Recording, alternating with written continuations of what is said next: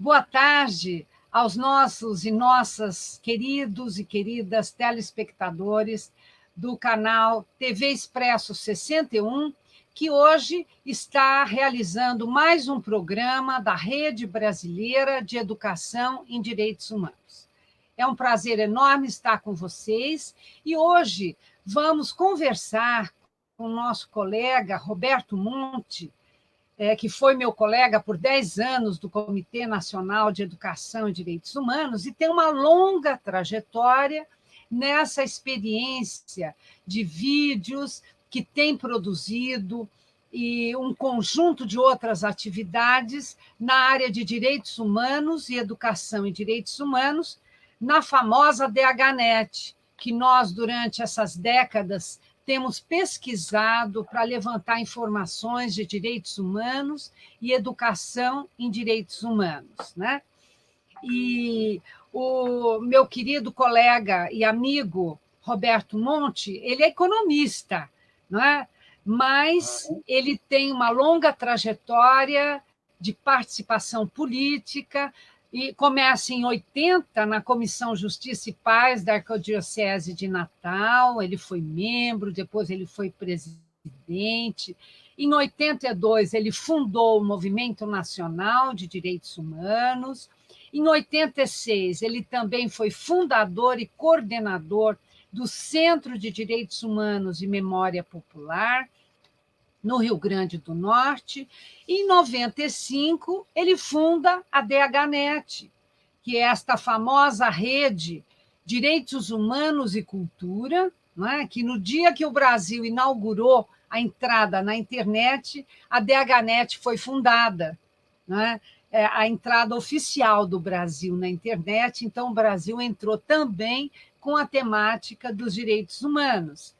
Em 98, Roberto coordena a implantação do Programa Estadual de Direitos Humanos no Rio Grande do Norte. E, em 2002, ele se torna presidente do Conselho Estadual de Direitos Humanos do Rio Grande do Norte e foi presidente por 2 mandatos. Em 2003, ele integra o Comitê Nacional de Educação e Direitos Humanos, vinculado à Secretaria de Direitos Humanos da Presidência da República. Naquele momento, o secretário era Nilmário Miranda. Em 2005, o Roberto se torna presidente do Fórum Nacional de Conselhos Estaduais de Direitos Humanos. E, em 2006, ele vai, através de parceria com o Ministério da Justiça, a Senasp, Secretaria Nacional de Segurança Pública, ele inaugura o Portal Nacional de Segurança Humana.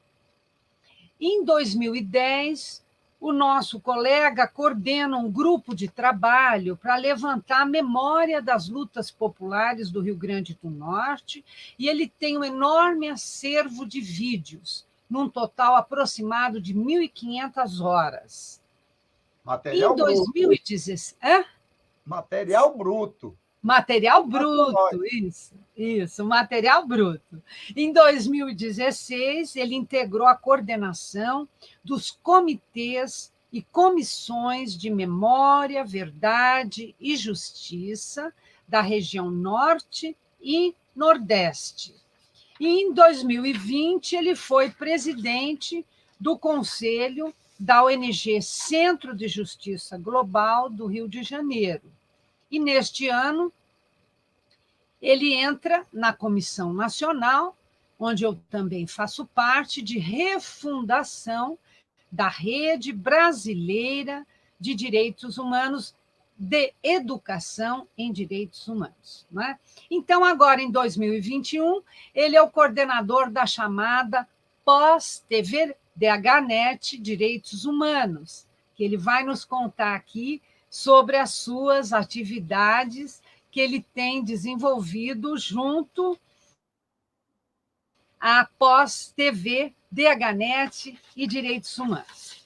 Então, querido Roberto, muito bem-vindo, não é? Você pode se apresentar aí aos colegas, dar suas boas-vindas, né? Aos telespectadores aqui presentes. Bem, Naí, antes de mais nada, né, muito feliz de estar com você, porque você é uma pessoa que eu gosto. E, além disso, a gente faz muita coisa parecida, e você tem como companheiro uma pessoa também aqui no Estado. Então, a gente sempre fala de muitos assuntos, né? Então, na verdade, Naí, eu me considero um humanista, né? Quer dizer, amanhã estarei fazendo 66 anos. Que lindo, 66 anos, né? parabéns. Então, quer dizer, em 1968, eu era um menino de 13 anos de idade com minha mãe no centro da cidade e não entendia o que era aquilo tudo. Porque você sabe que, às vezes, 5 ou 6 anos, há uma mudança muito grande. Quer dizer, naquela época, depois que a gente começa a circular muito, a gente vê que, nos anos 60, muitos amigos entravam na política com 13, 14, 15 anos de idade. Então, eu sou uma pessoa que vou entrar no esquema de politização quando entro na universidade. Quer dizer, o que faz a minha cabeça é todo aquele ciclo de jornal, movimento, opinião. Mas, na verdade, é o seguinte, eu faço parte também de uma família que tem muito esse cunho humanista, né? Quer dizer, apesar de ter custado para entrar nesse processo de politização, que começa a partir de 76, dos 17 anos de idade, eu era um cara que lia tudo, sabe? Quer dizer, eu com 8 anos de idade, eu já era filatelista.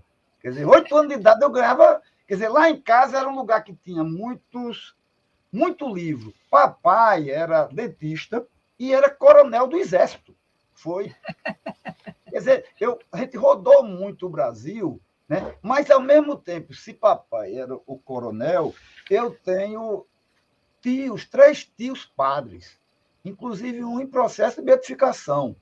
Eu tenho um outro tio, que era o irmão mais novo de papai, que foi o arcebispo daqui de Natal, e criou o chamado Movimento de Natal. Então, quer dizer, apesar de ser filho de milico e ter nascido num hospital militar, eu nasci no hospital militar de Aldeota. Tempos atrás, eu fui em curso na Lei de Segurança Nacional, e esses caras ficaram muito pé da vida, porque eu dizia, sou neto de... Meu avô era milico, sou filho de militar, etc. Quando eu dizia isso, é que eles tinham ódio, né? Então, quer dizer, na verdade, eu diferentemente da minha geração, Naí, eu fiz a opção de não participar de partido político. Quer dizer, muita gente fica surpreso que eu, na verdade, nunca me filiei, porque, na verdade, quando terminei a universidade, aí eu já estava até a boca nesse negócio de política estudantil, esses negócios. Para você ter ideia, eu fazia parte do CCSA, o Centro de Ciências Sociais Aplicadas, que entra direito, administração. A turma de economia passou 3 anos no meio disso tudo. Então, quando terminou, qual era o meu projeto? A vida inteira eu pensei que seria professor universitário. Aí, o meu plano qual era? Terminar, fazer economia, e depois fazer sociologia do desenvolvimento na Flaxo, no México. Né? Porque, na época, eu imaginei... Também eu sempre fui muito pragmático. Uhum. Talvez, se os tempos não fossem tão bicudos, eu estou falando de 76, talvez eu tivesse feito história ou filosofia. Mas eu disse, sabe de uma coisa, eu vou fazer economia porque eu escapo. E eu tinha 3 alternativas. Ganhar dinheiro, fazer política ou mexer com o movimento. E eu estou dizendo coisa bem concreta, porque esses 3 aí eu poderia, porque minha mãe tinha um negócio de umas heranças. Se eu tivesse feito essa opção, eu tinha que meter o cacete. Né? Quer dizer, retomar. Mas, na verdade, é o seguinte, a minha opção foi trabalhar com movimentos. E fui convidado por um querido amigo chamado Horácio Paiva, que era o presidente da Comissão de Justiça e Paz, e de lá para cá, Naí, eu nunca mais tive saúde na minha vida, porque todas as minhas prioridades foram em cima dessa questão de direitos humanos. Então, eu diria o seguinte, o início do ano, de 1980 para cá, eu fui um militante em tempo integral. Então, são quase é muito tempo, né? De 80 para cá, a gente já tem um bocado de tempo. Então, nisso tudo, eu sempre fui o cabra que gostava de ler, quer dizer, eu era o devorador de livros, né? Mas depois eu senti que tinha que entrar na questão de militância. Então, entrei na militância e fiquei aí durante muitos anos, o que você imaginar. Fui amigo de muita gente, fiz muito movimento, sempre ligado ao movimento de igreja. Né? Tá certo. Aí isso que eu ia perguntar a você, essa relação com a Igreja Católica, a Igreja Popular e a teologia da libertação. Como é que é esse conjunto, né, de igrejas e propostas, né, que vieram dessas três fontes da Igreja Católica, né, que você foi descobrindo uma certa vocação para os movimentos sociais? Pronto, então, quer dizer, o meu povo é tudo de Santa Maria. Em 80, eu entro no movimento de direitos humanos e teve um elo muito importante nisso, Naí, porque chama-se o jornalista Dermi Azevedo. Dermi foi um dos fundadores do MNDH. Até 79, início de 80, Dermi morava em Natal, e daí ele foi morar em Petrópolis, foi trabalhar com Leonardo Boff. E a ideia de se criar o Movimento Nacional de Direitos Humanos foi de Dermi. Quer dizer, a ideia. Como. É engraçado, o Rio Grande do Norte é um estado muito atrevido, né? Quando você fala do direito achado na rua, a ideia, a provocação inicial acaba sendo de alguém daqui. Como a mesma coisa foi o Movimento Nacional de Direitos Humanos, na verdade, foi o encontro de Dermi Azevedo na editora Vozes com Leonardo Boff. E, a partir daí, Dermi acabou sendo um pouco esse elo, né? A nossa comissão era uma comissão pontifícia, né? Comissão Pontifícia, Justiça e Paz da Arquidiocese de Natal, em cima de moto própria, aquele negócio todo.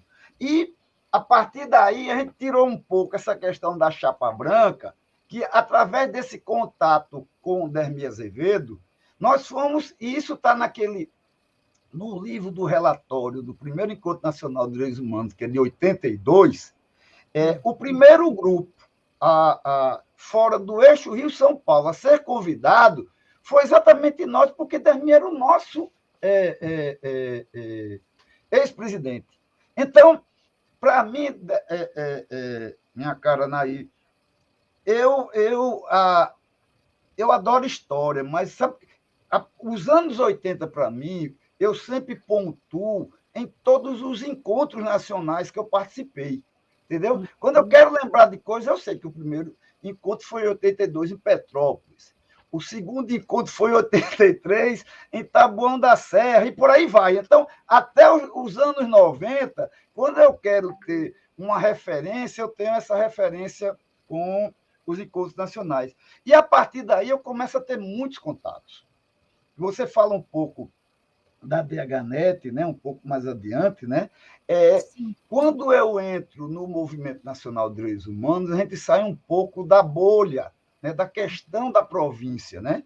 Então, quer dizer, a gente mora aqui numa periferia, né, por assim dizer, mas a gente começa a ter um contato com a turma de Leonardo Boff, como a gente começa também a ter contato com o Centro de Pastoral Vergueiro, né?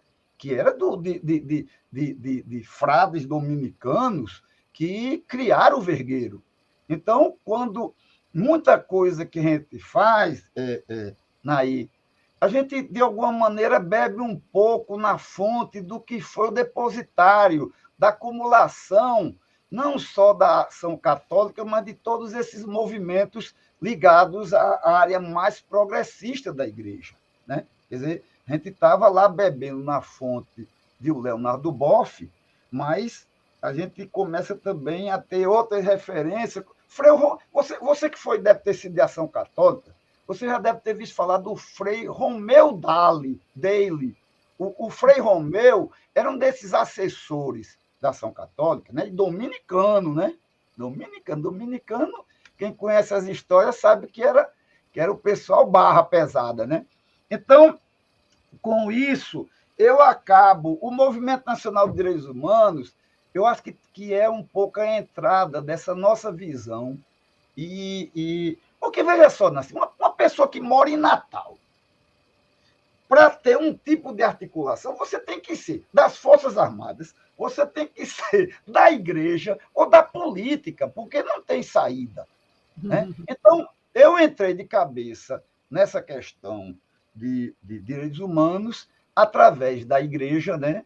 Muitos contatos com o Regional Nordeste 2, é o finalzinho de Dom Helder, né? Muito mais Dom Lamartine. Né?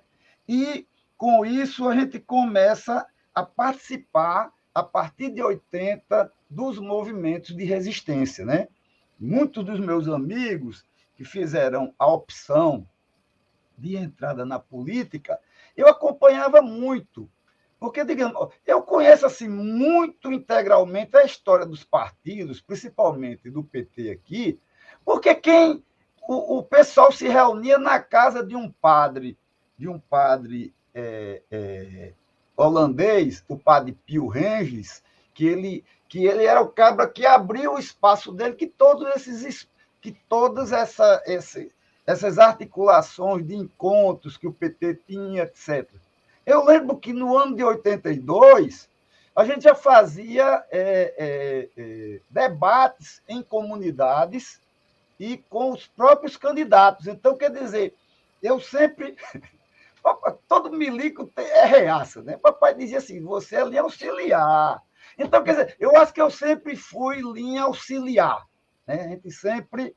muito trabalho em comunidades, rádio, o que você imaginar, até como o senhor Expedito, o cabra, que inventou a comunidade de base. É só você ler Dom Luiz Fernandes e Frei Beto, que a ideia das comunidades eclesiais de base aparece aqui, no Rio Grande do Norte, através do movimento de Natal, exatamente a partir dos anos 50. Então, acho que foi esse arrumado, né? Cabra novo, animado, faz a opção de trabalhar com movimentos, vai mexer com igreja. E, engraçado, até a mosca azul eu segurei, viu, Naí? Porque o padre Pio era doido para me fazer candidato. Se eu quero, não. Eu já vim para cá porque eu não quero ser candidato. Nada contra. Eu não gosto nem de falar muito, porque esse negócio de dizer que não quer entrar na política, às vezes pode parecer que você é antipolítica, mas, na verdade, eu sou daquela turma que ficou aprendendo política com P maiúsculo, a palavra bem comum. Quer dizer, eu sou daquela época que tinha aquelas cartilhas ligadas aos movimentos de igreja. É isso que eu bebi, e eu acho que isso que eu me tornei. Então, quer dizer, eu acredito que eu seja talvez um rebento ou um filhote não tão... um pouco que posterior, né? Quer dizer, quem entra em 1980, de movimentos que começam nos anos 50, ação católica, esse negócio todo. Então, isso aqui eu conheço muito profundamente, porque, além de estar no meio, o meu povo era todo ligado a esse tipo de coisa. Uhum. Então, e a área da educação em direitos humanos? Como é que você iniciou as suas atividades nesse campo da educação em direitos humanos? Aí, eu acho que, na verdade, é o seguinte: quem tem juízo sabe que um dia tudo tem que passar pela educação, nada contra. Então, de qualquer maneira, eu diria que os primeiros 10, 15 anos do MNDH, eu diria até que o encontro de Petrópolis, eu era um cara que participava de tudo ligado à questão de direitos humanos. Logo depois, onde tem confusão aí, eu caio fora, porque como eu não sou candidato a nada, entendeu? por uma questão mesmo de visão, quando tem muita confusão, por isso que eu adorei trabalhar na comissão, no Comitê de Educação e Direitos Humanos, porque a gente se encontrava. Né? Eu não tolero hoje, eu sei que eu posso estar dizendo uma coisa meio utópica, sabe? Mas eu não tolero, digamos, eu estou aqui com você, depois já começa a detonar alguém. Eu não estou mais nessa. Há muitos anos, entendeu? Então, quando eu fiz 50 anos, foi 40 anos. Quando eu fiz 40 anos, eu disse assim, não falarei mais sobre metáforas. Isso quer dizer, foi há 26 anos. Então, eu senti que meu jeito era mais trabalhar com essas coisas, sabe? Então, eu acho que eu acabei entrando na parte de educação por uma questão quase que por gravidade.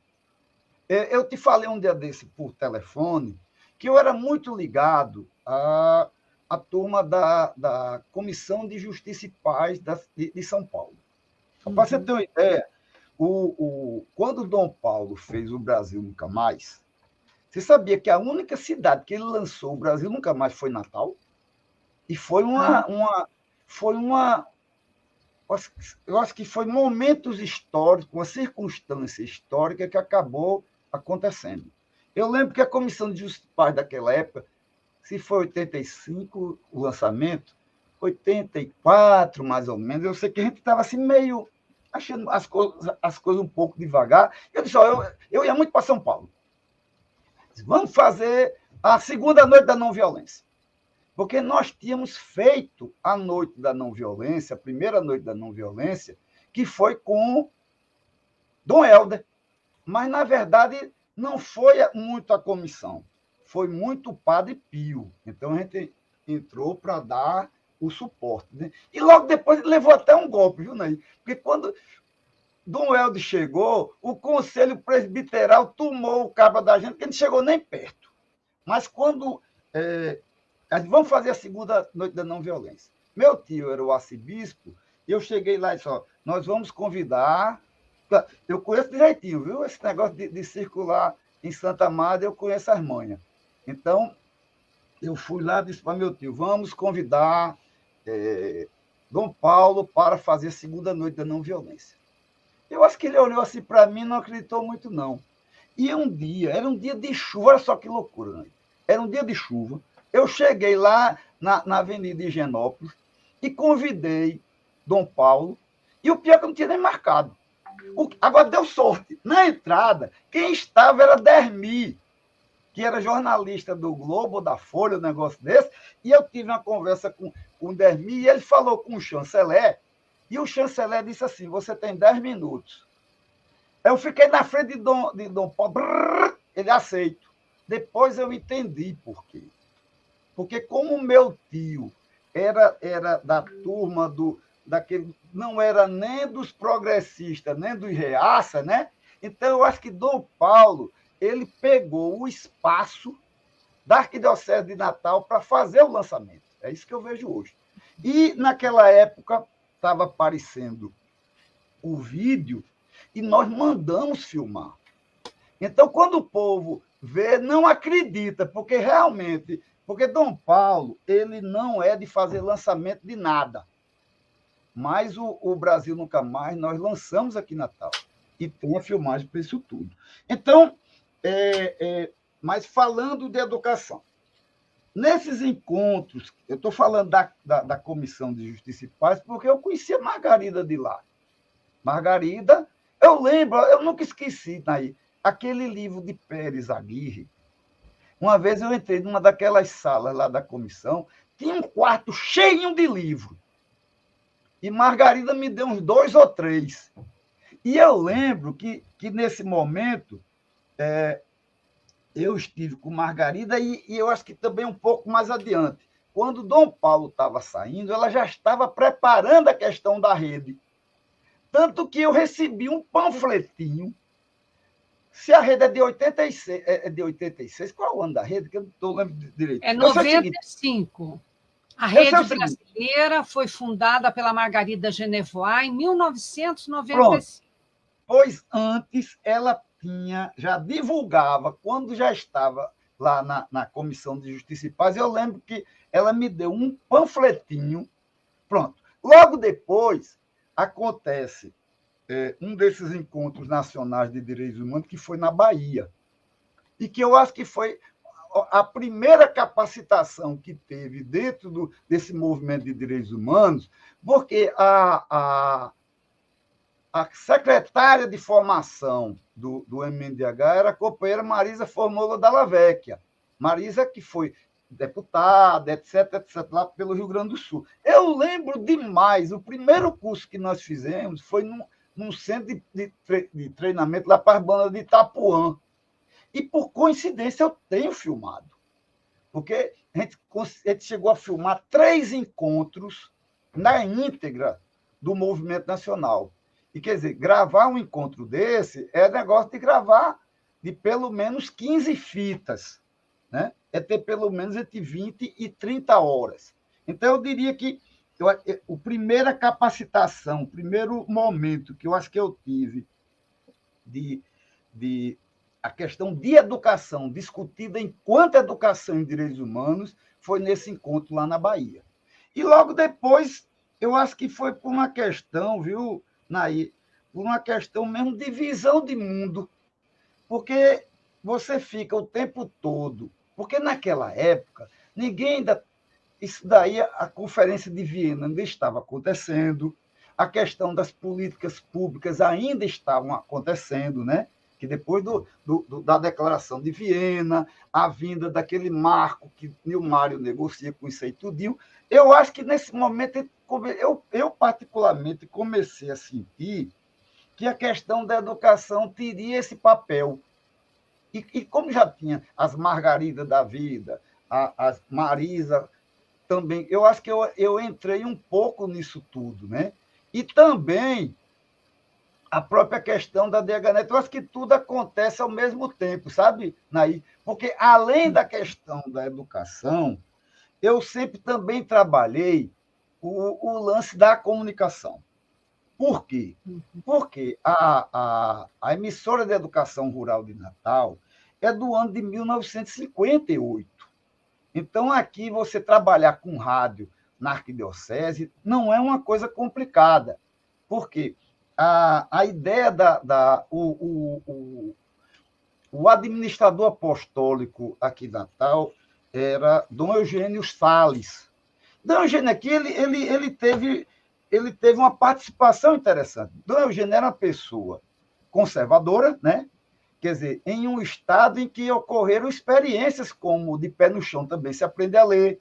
Aconteceu a questão de Paulo Freire com as 40 horas de Angicos, e ele foi inteligente. Ele trabalhou a questão da educação radiofônica. Porque já no ano de... Se a Rádio Rural é de 57, não foi aberta em 57 em função de uma grande seca que tinha. Mas desde o ano de 53, 54, já se discutia aqui essa possibilidade de se fazer uma rádio. Porque um padre de nome Padre Penha, em 53, junto com uns estudantes lá no interior, ouviram pelas ondas tropicais a Rádio Sutatenza da Colômbia, o chamado Monsenhor Salcedo. Então, foi entre 53 e 54, e em 1955 acontece o Congresso Eucarístico Nacional no Rio de Janeiro. E o pessoal daqui da Natal, tanto meu tio quanto o Padre Penha e Dom Eugênio, tem um encontro com o Padre Salcedo. Né? Então, eu diria o seguinte, que ter morado em um estado que teve tantas experiências de educação, estar dentro de um movimento nacional de direitos humanos, naquele momento histórico, que a gente está saindo de direitos de primeira para a segunda geração.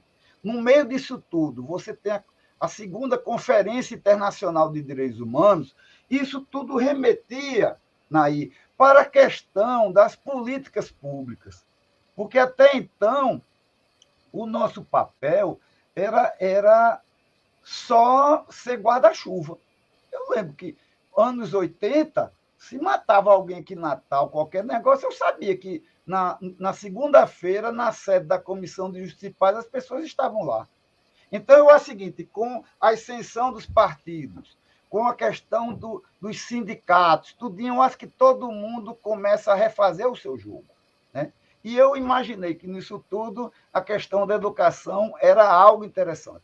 Então, a gente não só priorizou a questão da educação, mas também a gente começou a pensar alguns meios de comunicação que a gente pudesse utilizar. Como naquela época existia a Rádio Rural, a Emissora de Educação Rural de Natal, que virou depois o MEB, quer dizer, o MEB surgiu aqui no Rio Grande do Norte. Então, quando nós fazíamos, na época da Constituinte, 87, quando a gente fazia um trabalho não só de ir para as cidades, a gente já fazia programas em rede. Entrava a rede rural, a Rádio Rural de Natal, a Rádio Rural de Mossoró, na região oeste, e a Rádio Rural de Caicó, no Siridó. Então, eu nunca fui muito impressionado com o negócio de rádio livre, porque tinha rádio.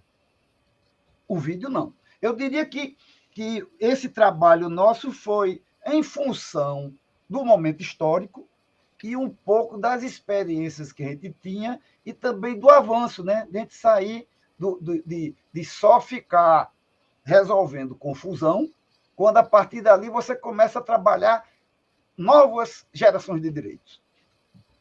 Uhum. Muito interessante, não é? E você criou, em 95, a DHNet, né? Direitos Humanos e Cultura. Né? O que foi o plano que você pensou quando criou a DHNet, Direitos Humanos e Cultura? Na verdade, a gente nunca teve assim muita, tipo assim, tem aquela ideia miraculosa para fazer. A gente tinha necessidades, tá entendendo? Você sabe como é que surgiu a DHNet? Eu diria que dentro de uma questão assim mais complexa, naquela época a gente brigava muito contra grupos de extermínio. A coisa era braba. A coisa era braba. Então, em algum momento, a gente teve que saber a hora de parar. Porque eu acho que a gente não ia parar, não. Imagina, morando em Natal, brigando contra a polícia, a gente ia até o último cartucho. Mas a gente tinha sempre contato com a SESI, né? A SESI, que é do Conselho Mundial de Igreja, e todos esses contatos que a gente tinha feito. Tipo assim, Dermi, Pedro Wilson, esse povo todo ligado à questão da igreja. Então, quando matam Gilson Nogueira, a gente está, logo depois, tem um processo que a gente tem que partir, tem que começar a ter um entendimento que a gente teria que sair daquilo. Então, o pessoal da SESI trouxe uma grande companheira nossa, chamada Tereza Vilaça, e Tereza veio aqui para fazer uma oficina com a gente, para trabalhar, para que a gente saísse daquele lance da briga intestina, porque era cacete. Eu passei 1 ano e 2 meses com proteção da Polícia Federal, como outras pessoas do grupo, e mataram 2 dos nossos. Mataram o Gilson Nogueira e mataram uma outra pessoa. Eu diria que, independente disso que eu estou dizendo, que você imagina que a questão de gerações de direitos, essa questão das políticas públicas e tal, mas eu lembro o seguinte, quando mataram o Gilson, já tinha um pouco disso. Mataram o Gilson, o que é que acontece? A gente divide. Eu vou para o necrotério, para tu ver como era o clima. Era a pessoa abrindo a cabeça do cara, a gente olhando assim, porque dizendo, não acredita que vocês vão fazer isso, não. Um outro ficou lá no local onde mataram o Gilson, tocaram fogo no carro, e um terceiro ficou lá na sede do Centro de Direitos Humanos, mandando e-mails. Isso num domingo. Na terça-feira, a Rede Globo estava aqui. Então, isso já era um pouco o produto desse planejamento estratégico que nós tínhamos feito, que a gente teria que fazer o seguinte, o resultado desse... Tereza Vilaça, para você ter uma noção, ela é da turma de Marighella, sacou? É da LM. E ela, quando o MST precisava fazer um relatório sem nada escrito, ela que fazia. Então, Tereza veio aqui, eu vou sintetizar os pontos que a gente fez. A gente teria que trabalhar o quê? Sair do lugar de ficar na briga intestina do 8, que a gente não ia sair mais daquilo, e começar a trabalhar a questão das políticas públicas. Aí que entra a questão da criação do Programa Estadual de Direitos Humanos. Por quê? A gente já tinha contato com o Neve, USP, contato com o Paulo Sérgio. Tanto para você ter uma ideia, que o nosso Programa Estadual de Direitos Humanos foi o segundo do país. Eu lembro que Gessé de Souza, ele passou aqui por Natal, ninguém sabia que era Gessé. Não sei se vocês sabem, Gessé nasceu aqui no Rio Grande do Norte, é filho do senador Gessé Pinto Freire. Ele tinha acabado de chegar da Alemanha e ele estava trabalhando com o Paulo Sérgio. Eu lembro que ele conheceu o Gessé lá. Então, criar o Programa Estadual de Direitos Humanos foi toda uma articulação que a gente mandou um grupo nosso para São Paulo para entender o que foi o Programa Estadual de Direitos Humanos de São Paulo. Logo depois, o que é que a gente fez? Paulo Sérgio fez pelo Neve USP, ele fez aqui em Natal uma conferência de preparação para fazer-se o Programa Estadual de Direitos Humanos. Eu diria o seguinte, o nosso Programa Estadual de Direitos Humanos é o segundo do país, depois do Neve USP, porque era parte específica daquele planejamento que o pessoal da SESI fez. A segunda coisa, eu teria que me tornar mais conhecido. E como? Eu sairia candidato pelo Conselho Estadual de Direitos Humanos. Então, a gente pensava em fazer o programa e ganhar o Conselho Estadual. Eu fui presidente, mas a nossa análise naquele momento foi certa, porque eu chamava, Naí, a polícia toda de canalha. Imagina como era a minha fama. Aqui em Natal, a minha fama era daquele cara que tinha ódio de polícia, que não é verdade. Mas a gente brigava com esse tipo de gente. E eu sempre dizia o seguinte, que eu utilizava, só para provocar, né? Eu dizia assim, eu trabalhava a psicologia canina. Você sabe que você chega perto de um cachorro, de um cão, se você denotar medo, ele te morde. Então, só para você ter uma noção de como era a briga. E a terceira coisa, a gente tinha que ter uma inserção nacional. Então, eu diria que a DHNet foi um pouco isso. Então, a entrada na questão do conselho, e a gente fez uma articulação legal, porque naquele momento nós não ganharíamos o conselho. Então, secretário de Justiça, Carlos Eduardo Alves, era o secretário de Justiça, tinha saído, estava licenciado na Assembleia. Então, a gente colocou Carlos como presidente, eu como vice, e com 6 meses ele virou vice-prefeito. Então, no primeiro mandato, eu já passei 3 anos e meio. E o meu vice era um coronel da polícia. E o secretário era, sabe quem? O cara da OAB, que, por sinal, é pai desse safado aí, que é o ministro da Infraestrutura, Rogério Marinho. O pai de Rogério era o meu... Tanto que ele pensou que a gente era besta, né? Eu lembro que o pai de Rogério chegou para mim na hora da eleição, assim, com um papelzinho. Isso. Ele era o presidente e me botava como secretário. Aí eu disse, vamos para o voto. A gente estava trabalhando há mais de um ano isso. A gente ganhou, assim, de uma... Tipo assim, 8-3, sei lá. A gente ganhou assim do negócio. Aí, naquele momento, a gente que era acostumada no caceta, eu vou lá, digo aquele negócio, ganharam todos, aperto a mão. A gente aprendeu a fazer política. Entendeu? Então, eu diria o seguinte, no meio disso tudo tem essa conjuntura. Aí entra a questão da comunicação, entra a questão do conselho, porque nesse momento a gente deixa de ser, Naí, eminentemente, já não é mais Comissão de Justiça e Paz, porque a gente negociou com a própria igreja, porque quando chega ali, naquele momento de igreja, carisma e poder, Boff está dizendo há muito tempo, aqui é uma guerra de trincheira, vamos todo mundo se organizar. Então, quando a gente ainda era Comissão de Justiça e Paz, a gente já criou o Centro de Direitos Humanos. que não tinha o nome de Centro de Direitos Humanos, ele tinha o Centro de Documentação e Memória Popular. E até hoje, você sabe que, não sei se você conhece as coisas de igreja, mas se você sair brigando, você nunca mais tem saúde. Você pode ser até filho de padre, entendeu? Mas a gente conseguiu sair de uma forma sem brigar. Tanto que até hoje eu tenho uma boa relação. Então, eu diria o seguinte, que tanto a questão da educação e direitos humanos, quanto essas outras questões, tudinho, você é você e o seu tempo, né? Então, quer dizer, você acaba sendo um pouco a expressão de um momento, né?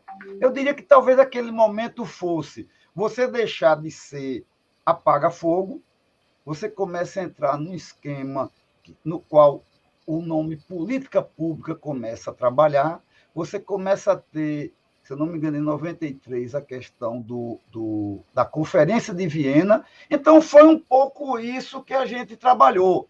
E, a partir daí, a DHNet ficou sendo essa grande plataforma. Agora, se você olhar direitinho, isso tudo foi planejamento estratégico. Eu ser presidente do conselho, nós termos a DHNet e ter o Programa Estadual de Direitos Humanos. Não foi pouco, não. A gente tinha o consultor era Paulo Sérgio Pinheiro, entendeu? Eu peguei o NEV desde o início, que tinha várias pessoas que nem estão lá hoje. Então, e isso, de alguma maneira, Naí, foi um pouco o que aconteceu, e nesse meio tempo eu já não estava mais com vinculações tão orgânicas com o MNDH. Um companheiro nosso ficou lá, e a partir daí eu começo também a entrar nas coisas da rede brasileira, que eu senti aquilo ali é interessante. E o que eu gostei mais é que não tinha briga, entendeu? Eu posso estar dizendo uma coisa besta, mas eu não tolero confusão, assim, sei lá, eu estou aqui com você. É por isso que eu acho que eu não dava nunca para ser político daí, sabe? Porque, tipo assim, eu estou aqui com você. A gente sai, como a gente saía para confraternizar, e falar mal dos outros. Sabe? Eu acho que nesse ponto aí eu sou ingênuo nesse aspecto. Não ingênuo, mas talvez eu não tenha o perfil que, às vezes, tem que se ter para você ter, sei lá, determinados casos eletivos, esse negócio todo. Mas é uma coisa que, para mim, nunca foi problema, né? Mas, então, eu diria que a questão da educação, esse tudo entrou, eu acho, por uma percepção, mas também como resultado de um momento histórico. Certo. E hoje você está Mas a DHNet tem um acervo enorme, né? De textos, vídeos, né? Tudo ligado aos direitos humanos, à educação de direitos humanos. Eu fiz um negócio seguinte. Naquela época, você não tinha internet. Então, o nosso raciocínio é o seguinte: você que mora lá no interior do Pará. Então, a gente começou a criar material para que as pessoas tivessem acesso.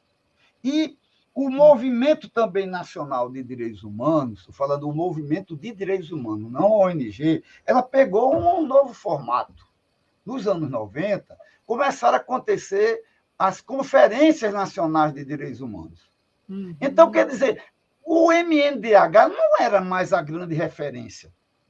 Então, foi a época que a gente ficou muito amigo do pessoal ligado à Comissão de Direitos Humanos da Câmara, né? A gente, quer dizer, ficar amigo de Márcio, quer dizer, saber quem é. A gente acompanhou todos os presidentes. Até porque, na questão específica lá de grupos de extermínio, a gente também teve que começar a trabalhar, saber trabalhar com o Ministério Público. Inclusive, como era o nome daquele parente teu que era procurador? Era o doutor... Como era o nome? Floriano Cavalcante, de Albuquerque. Não, o filho dele, que era procurador-geral. Então, como era o nome dele? É um nome meio em inglês. É o filho de Floriano, que foi do Ministério Público? Não tem filho do Ministério Público. Não tem. Eu sei o seguinte, ele tinha um irmão que foi senador, né? Ele tinha um irmão que foi senador. O filho de Floriano, como era o nome deles. Eu sei o seguinte, a gente teve que começar a trabalhar com pessoas do Ministério Público.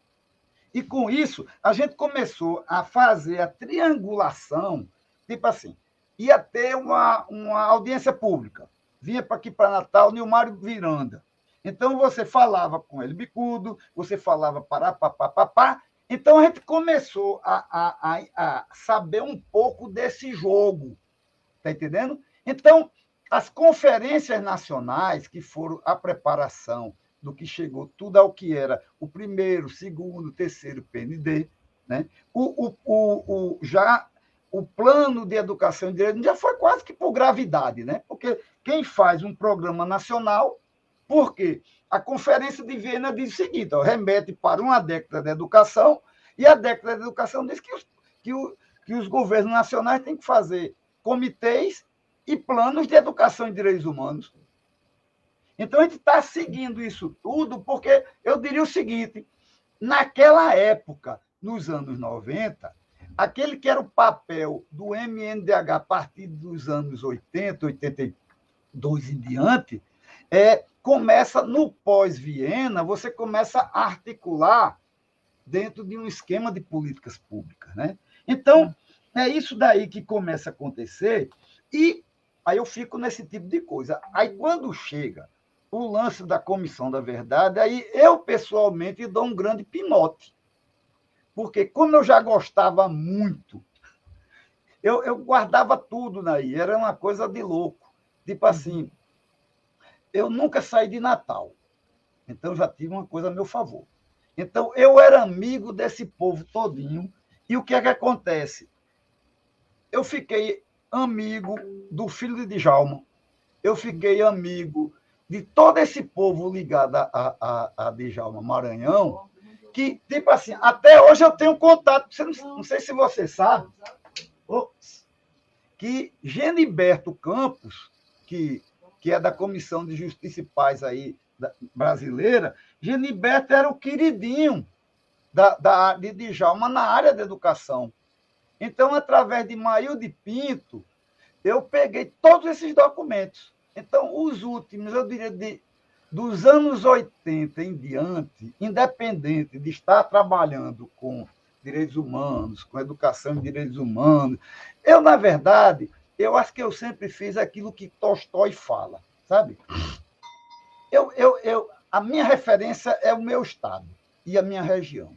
Eu nunca fiquei nessa de querer ficar fazendo coisas mais amplas, tal, sabe? Então, quer dizer, a minha aldeia é meu mundo, entendeu? Então, quer dizer, por isso que eu nunca fui de ficar com muita briga, sabe por quê? Você vai para um encontro desse, eu vou lá para Brasília, faço a maior confusão, tudo, e volto para Natal.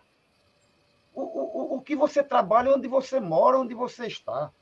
Eu estou falando no meu serrotinho, né? Uhum. Outras pessoas que podem ter algum tipo de articulação, tudo bem. Mas, então, o que é que acontece? Eu diria que, quando chega a questão da Comissão da Verdade, eu já dou um primeiro pinote, que eu também deixo um pouco de lado a questão da ação direta. Uhum. Né? Porque, até então, é o seguinte, se você pegar direitinho, era o cabo que colecionava selo. Colecionei selo dos 8 aos 17. A partir dos 17, tudo na minha vida era livro. Eu não sei se você sabe, eu já trabalhei em rádio, viu, Naí? Eu só fui fazer programa falando já nos anos 80. Mas nos anos 70, eu era programador musical, tu acredita? Então, eu sempre mexi com muita coisa. Eu diria que chega nesses momentos históricos, eu acho que a tua trajetória, aquilo que você faz, parece que se adapta, né? Então, eu diria, quando chega na época da Comissão da Verdade, eu estou muito animado para voltar a ler, a estudar. E tem uma coisa interessante. Quando chega o ano de 1987, aí tem uma coisa que muda muito a minha vida, já dentro, mexendo nisso tudo.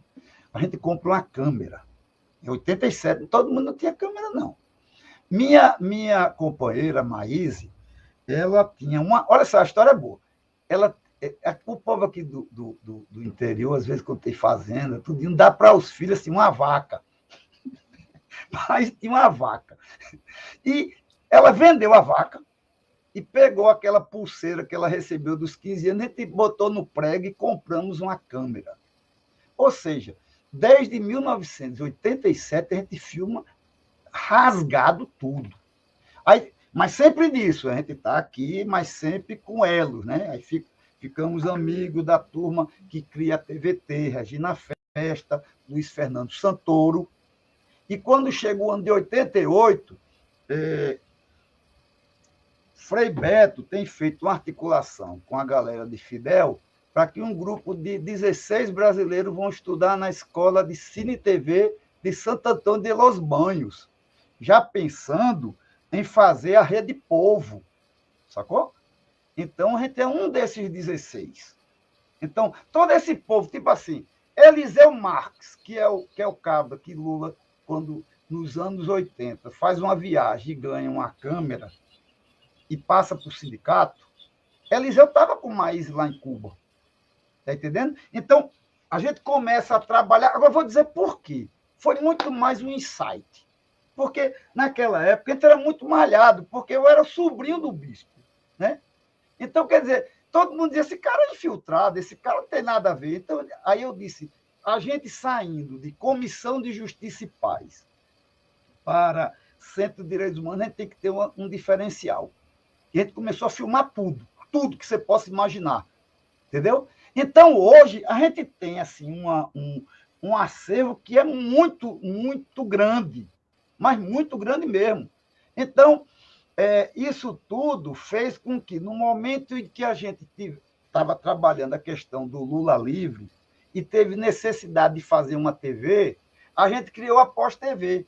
Na verdade, pensando muito mais em divulgar as questões, sei lá, do Lula livre, dos bonecos, das caravanas, mas a gente tinha uma coisa muito forte naí. Sabe qual era? O nosso acervo. Foi exatamente no momento que a gente começou a transformar o nosso acervo de analógico para digital. Então, hoje a gente tem coisas de pessoas que morreram, pessoas que a gente gravou, que é uma lindeza. Então, por trás disso tudo, eu diria que isso ainda, eu não vou falar, porque eu sei que você vai fazer a última pergunta, né? Então, a gente tem, durante muitos anos, eu nunca encontrei pessoas que eram economistas que mexiam com direitos humanos. Eu era o único, depois eu comecei a encontrar gente.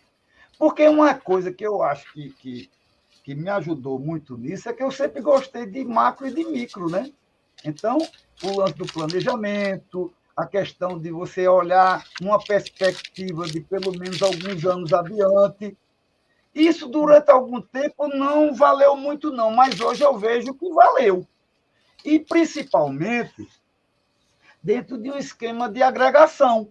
Entendeu? A gente trabalha muito. E eu diria o seguinte, eu não ser filiado, coisa que eu não gosto de ficar falando muito, isso ajuda. Porque, primeiro, no início, muita gente era meio invocado comigo, imaginava que eu, com toda essa minha animação, eu seria candidato a alguma coisa. Eu não fui porque não queria. Porque, em algum momento, o padre Pio, que era o padre que mexia em todas as questões sociais, um senhor expediu tudo, e se eu saísse candidato, não era complicado, não. Eu botava os padres tudo para trabalhar para mim.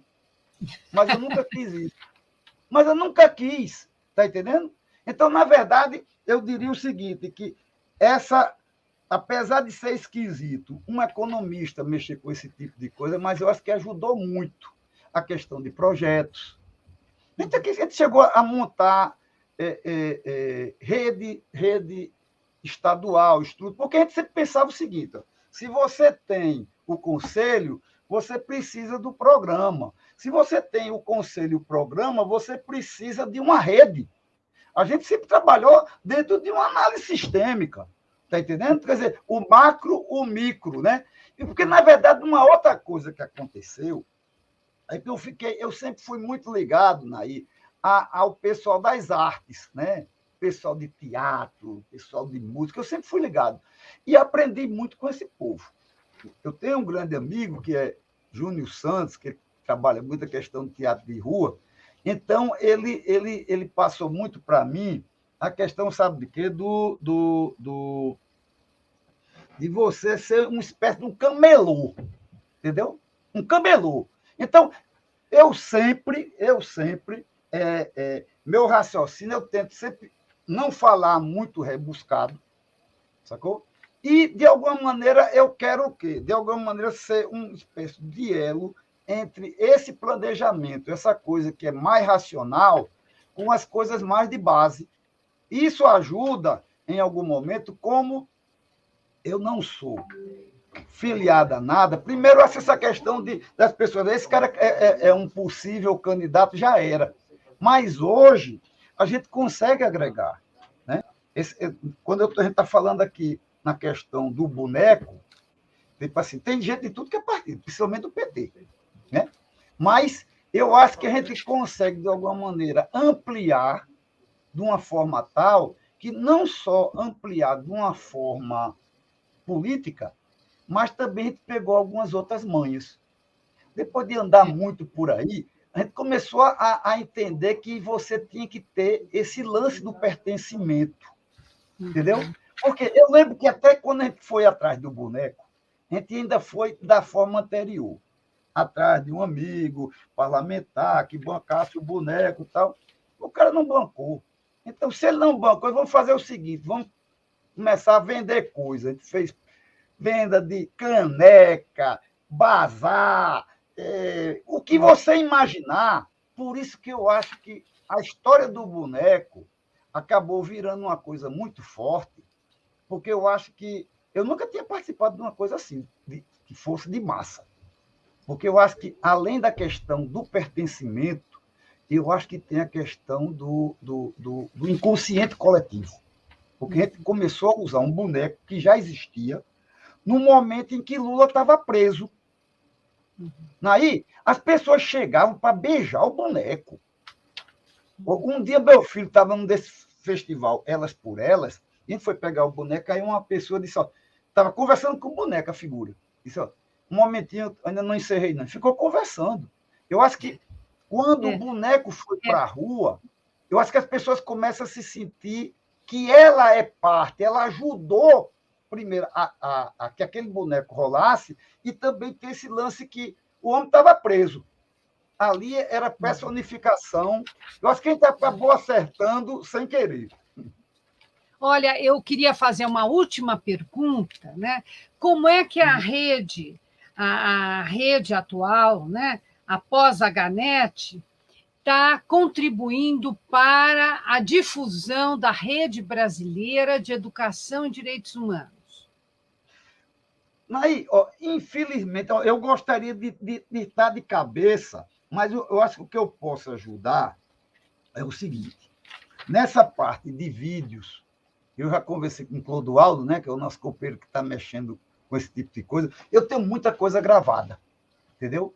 E a tendência, eu já abri um playlist lá na nossa Pós-TV, só com questões relativas à educação e direitos humanos. Mas eu quero ir mais adiante, Naí. Eu estou querendo, sabe o quê? Não só trabalhar a questão da educação, mas eu acho que tem outras experiências que você pode chamar do jeito que você quiser. Educação popular, esse negócio todo. Nós tivemos, há 2 anos atrás, uma experiência muito interessante. Em 91, quem passou aqui por Natal foi um cara chamado Hélio Dutra, que é um brasileiro radicado em Cuba. E, nisso tudo, a gente acabou lançando em Cuba um DVD sobre Hélio, no qual a gente trouxe um pouco as questões locais, porque a gente descobriu que a campanha de Pé no Chão também se aprende a ler e a campanha cubana, ambas são de 61. E depois a gente descobriu outra coisa, que quando o Djalma Maranhão quis dar uma melhorada na questão pedagógica da campanha de Pé no Chão, também se aprende a ler, ele mandou a professora Maria Salete de Lucena para Recife, e eles adaptaram a cartilha do MCP, do Movimento de Cultura Popular. E aí, por enquanto, eu peguei o negócio, eu endoidei, porque eu peguei um elo porque a pessoa que escreve o MCP, a cartilha do MCP, é Josina Godoy de Albuquerque. Mora aí em Brasília. Ela é esposa do companheiro do comandante Tales, que foi preso, é tido como um herói nacional cubano, e ela era do MCP, do Movimento de Cultura Popular.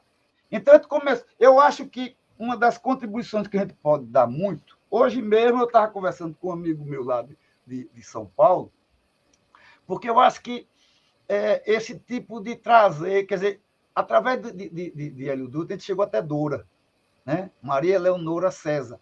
Então, a gente já está fazendo agora trabalhos que a gente faz aqui e no bairro Príncipe, no Vedado, lá em Cuba. Porque a gente viu esse. É engraçado, Naí, quando a gente pega a gravação de Hélio Dutra, ele fala do padre Sardinhas. O padre Sardinhas foi um comandante guerrilheiro, padre, e é antes daqueles padres ali do Peru, viu? A roupa dele, a batina dele era do mesmo tecido dos comandantes guerrilheiros. E quem fez a primeira escola em Sierra Maestra. Entendeu? Então, ele começou a discutir. Mas, olha, eu queria aproveitar para dizer a você que a Rede Brasileira de Educação e Direitos Humanos, hoje, ela depende muito desses canais audiovisuais, né? Primeiro, porque o Brasil é um país continente, não é? O Brasil é enorme. E esses canais de vídeos, onde a gente consegue fazer lives, né? E fazer oficinas, eles são muito importantes. Então, pelo que eu entendi, a pós-DHNet está oferecendo à rede brasileira uma oportunidade não só de utilizar o acervo, não é? Utilizar o acervo disponível na DHNet, como também esta oportunidade de poder trazer pessoas da rede, né, que possam gravar na DHNet e possam também ampliar esse acervo de vocês, tanto com material de entrevistas, como oficinas, palestras, não é? E pelo que eu entendi, a pós-DHNet hoje é vamos dizer, um portal que está totalmente aberto para essas novas experiências audiovisuais, né? Que a rede brasileira Vou dar para você um exemplo. Realizar. Eu acho o seguinte, a gente já tem muita informação, sim. Eu acho que a gente tem que trabalhar mágica, é a mágica, né? A gente tem que trabalhar mágica. Tipo assim, a gente teve uma experiência muito boa, Naí. No momento que trabalhou, de pé no chão também se aprende a ler, a gente começou a trabalhar com maquetes eletrônicas. A gente resgatou músicas dos anos 60. A gente, cara, a bandeira de pé no chão não existia. A gente retomou. Eu estou agora trabalhando para ver se a gente resgata a bandeira das ligas camponesas. Que eu acho o seguinte, se a gente conseguir juntar, Naí, o conhecimento acumulado das universidades, aquilo que a repressão quis matar, né? Que são essas experiências. Para você ter uma ideia, conversando com Josina, ela falou o seguinte, que no Brasil, nos anos 60, aconteceram mais de 85 experiências de educação popular. Então, quer dizer, e a gente discute muito, porque, na verdade, se você vai atrás para saber qual a inter-relação de uma com a outra. Mas existe uma palavra em alemão que fala do espírito do tempo, né? Então, eu acho que o espírito do tempo, eu tenho certeza, se eu pegar uma cartilha feita na Argélia, daquele momento de Batalha de Argel, se eu pegar uma cartilha da Frente de Libertação do Vietnã, é a mesma coisa, porque a opressão, o capitalismo, a expoliação é a mesma. Então, eu acho que nós estamos agora exatamente, viu, Naí? E a gente também, porque a gente avança em muitas coisas, mas a gente também só avança se trouxer mais gente, né? Então, o nosso raciocine que a Pós-TV é como fosse uma vanguarda que está na frente agitando para ser integrado. Entendeu? Tá eu sei certo. que muitas vezes você também não pode ser a vida inteira laboratório, mas eu acho que você avança, traz. Então, quer dizer, na verdade, nós estamos totalmente abertos. Né? Eu adoro essas questões de educação de direitos humanos, porque foi a prioridade que eu tive. Né? E farei o possível para estar presente, mesmo porque agora a gente está, só para você ter uma ideia, sabe a nossa preocupação agora? A gente tem um boneco, a gente vai botar uma câmera GoPro na cabeça do boneco, porque o boneco vai virar um drone de 4 metros, vai ter um voozinho de Nambu, sacou? Então a gente vai botar áudio, quer dizer, a gente, na verdade, vai começar a fazer uma campanha mais de massa e para o interior do estado, sabe, agitar. Então, o que a gente está querendo agora é agitar e, ao mesmo tempo, também não ficar translocado, né? Mas também sempre conversando, pegando coisas, sempre em aberto. Quer dizer, na verdade, o nosso jogo sempre foi isso. Muito obrigada, então, Roberto, por essa entrevista, em que você esclareceu e informou, né, aos nossos e às nossas telespectadores, telespectadoras, sobre essa trajetória maravilhosa que você vem desenvolvendo. Só um detalhezinho. Vem aí a Universidade Popular, que desde os anos 20 estavam fazendo aqui. Aí é outro assunto. Tá certo. Aí vamos fazer uma outra entrevista, você vai fazer com João Negrão, né?